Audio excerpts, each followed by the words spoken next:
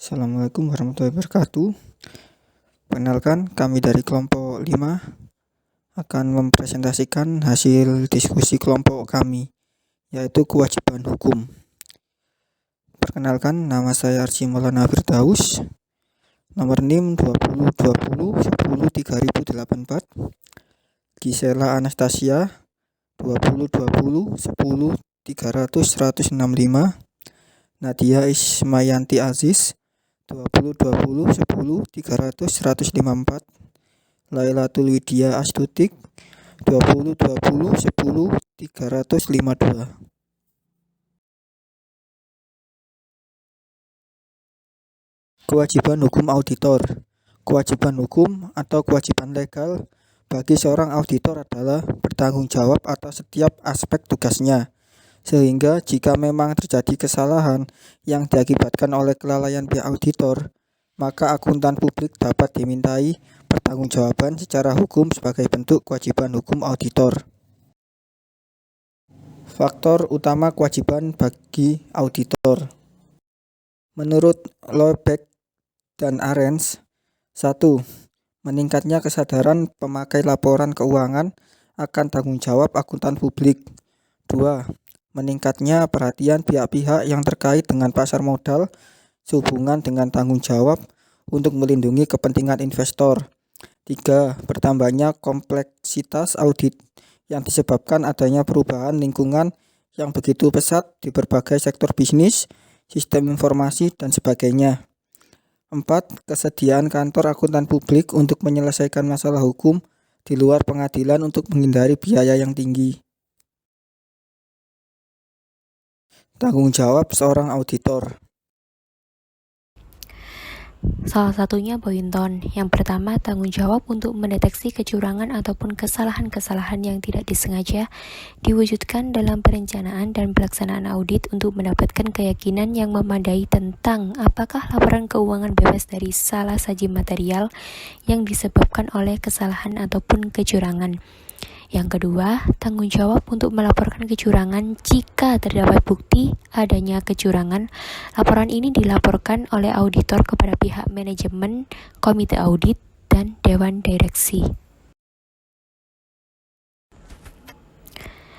Banyak profesional akuntansi dan hukum percaya bahwa penyebab utama tuntutan hukum terhadap kantor akuntan publik adalah kurangnya pemahaman pemakai laporan keuangan tentang perbedaan antara kegagalan bisnis dan kegagalan audit, dan antara kegagalan audit dan risiko audit.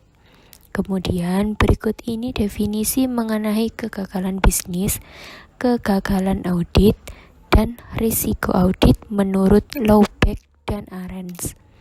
Yang pertama, kegagalan bisnis, yaitu kegagalan yang terjadi jika perusahaan tidak mampu membayar kembali utangnya atau tidak mampu memenuhi harapan para investornya karena kondisi ekonomi atau bisnis seperti resesi, keputusan manajemen yang buruk, atau persaingan yang tak terduga dalam industri tersebut.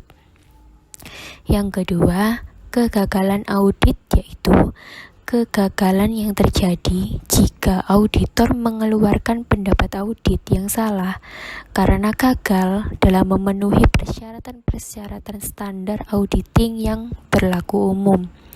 Yang terakhir, risiko audit. Risiko audit adalah risiko di mana auditor menyimpulkan bahwa laporan keuangan disajikan dengan wajar tanpa pengecualian, sedangkan dalam kenyataannya laporan tersebut disajikan secara material. Pemahaman terhadap hukum tidaklah mudah mengingat pemahaman tersebut menuntut suatu kesadaran dari profesi akuntan publik di mana perilaku-perilaku yang terlibat terkadang kurang memahami secara benar apa yang telah menjadi kewajiban yang nantinya akan mempunyai konsekuensi terhadap hukum. Suatu pemahaman yang baik terhadap hukum akan membawa profesi akuntan publik minimal ke dalam praktek-praktek yang sehat yang dapat meningkatkan performance dan kredibilitas publik yang lebih baik. Keyakinan yang dimiliki oleh para pemakai laporan keuangan nantinya cenderung akan menjadi masalah ketika opini yang dikeluarkan oleh auditor pada kenyataannya tidak sesuai dengan kondisi yang ada di perusahaan. Disinilah mulai hilang kepercayaan pemakai laporan keuangan terhadap akuntan karena ketidakmampuannya mendekati harapan publik yang akan berakibat adanya tuntutan dan gugatan terhadap kewajiban hukum profesi akuntan publik yang dianggap telah melakukan kesalahan dan memberikan opini. Selanjutnya yuridis, ada beberapa sumber utama timbulnya kewajiban hukum dan beserta contohnya. Yang pertama ada klien. Contoh, klien menuntut auditor karena tidak dapat menemukan penyimpangan oleh karyawannya. Yang kedua pihak ketiga. Contohnya, bank menuntut auditor karena menggunakan laporan keuangan yang telah diaudit dalam memberikan kredit yang ternyata kemudian bermasalah. Yang ketiga pemegang saham. Sekelompok pemegang saham menuntut auditor karena memberikan opini unqualified bagi perusahaan yang bangkrut. Yang terakhir, criminal liability. Ini contohnya, misal pemerintah atau jaksa dapat menuntut auditor yang ternyata mengetahui adanya penyimpangan pajak dalam suatu perusahaan tersebut. Selanjutnya ada pelanggaran hukum auditor.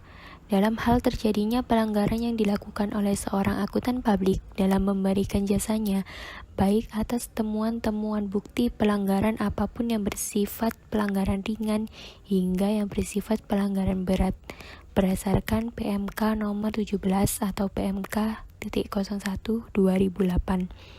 Hanya dikenakan sanksi administratif berupa sanksi peringatan, sanksi pembekuan izin, dan sanksi pencabutan izin seperti yang diatur antara lain dalam pasal 62, pasal 63, pasal 64, dan pasal 65.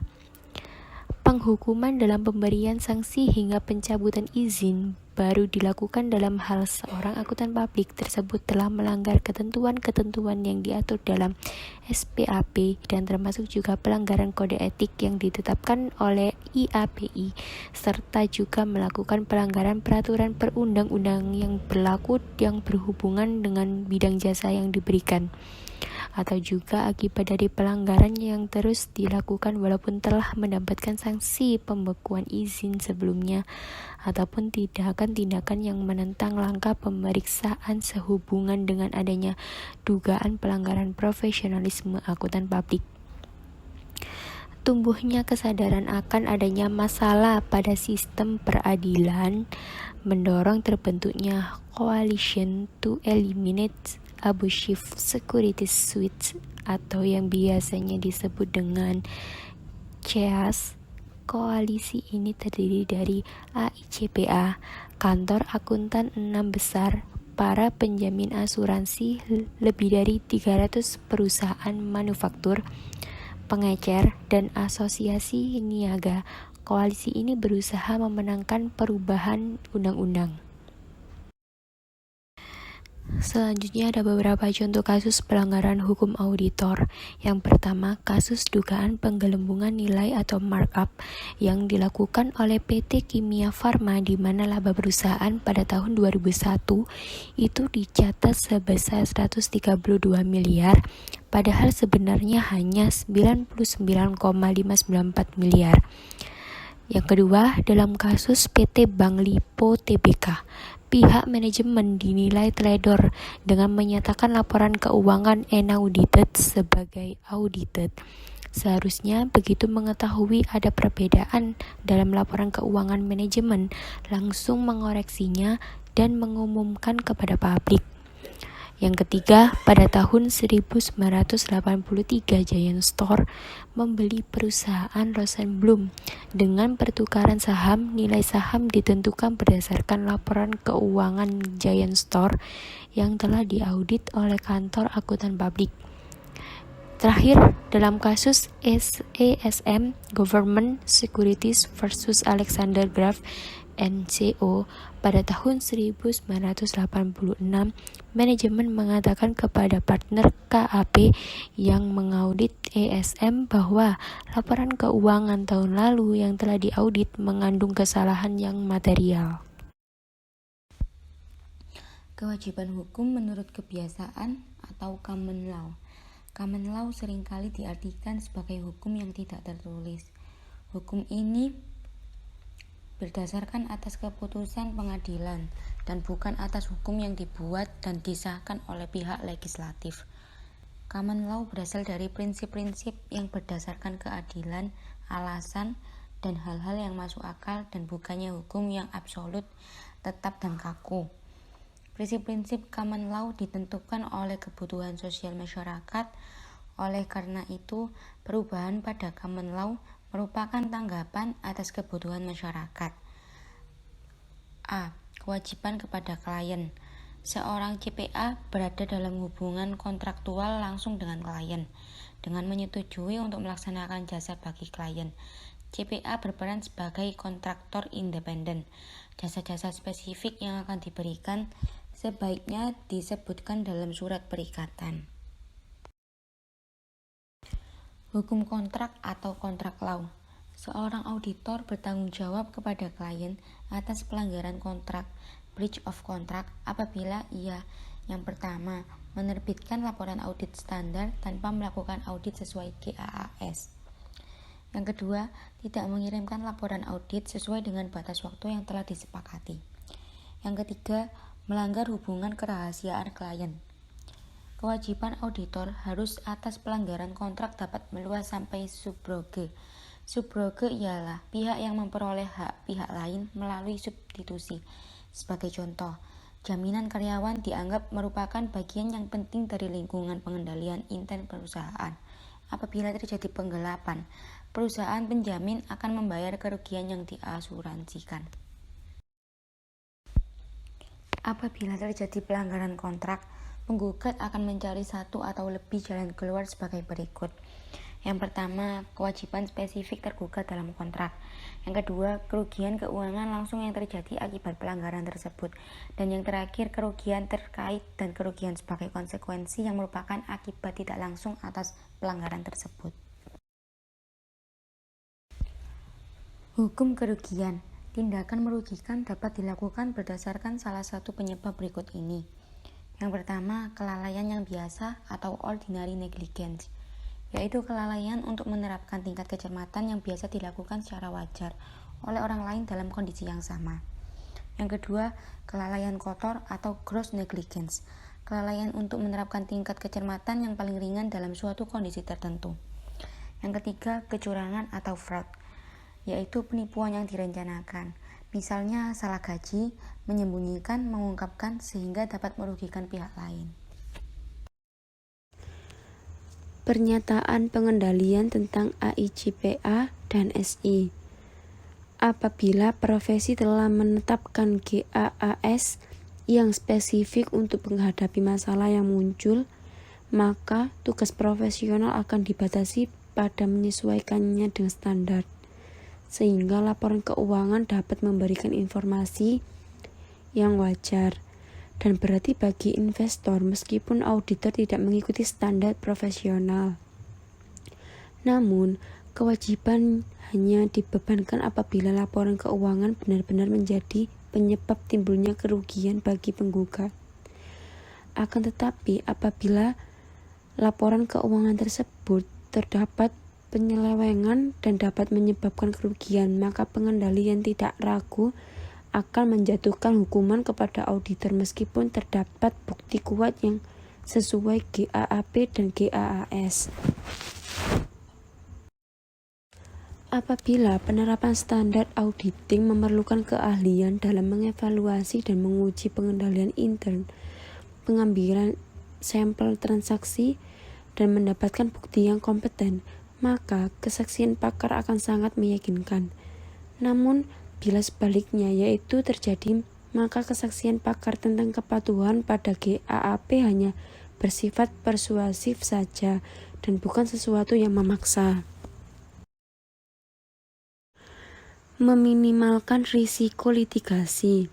Yang pertama, yaitu menggunakan surat perikatan untuk semua jenis jasa profesional.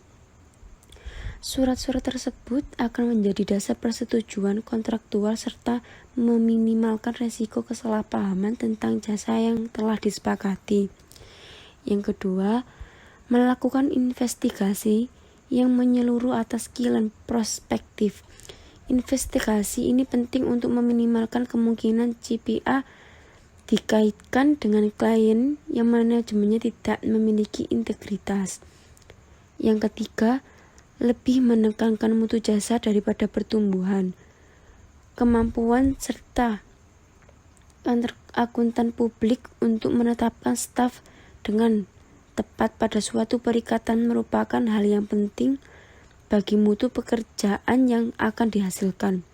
Penerimaan tugas dan objek usaha baru yang akan menimbulkan perlunya kerja lembur yang berlebihan, beban kerja di atas normal, serta kurangnya supervisi dari profesional yang berpengalaman sebaiknya ditolak. Yang keempat, mematuhi sepenuhnya ketentuan profesional. Kepatuhan pada Statement on Auditing Standard merupakan hal yang penting. Seorang auditor harus mampu memberikan alasan terjadinya setiap penyimpangan dari pedoman yang telah ditetapkan. Yang kelima, yaitu mengakui keterbatasan ketentuan profesional. Pedoman profesional tidak mencakup semuanya.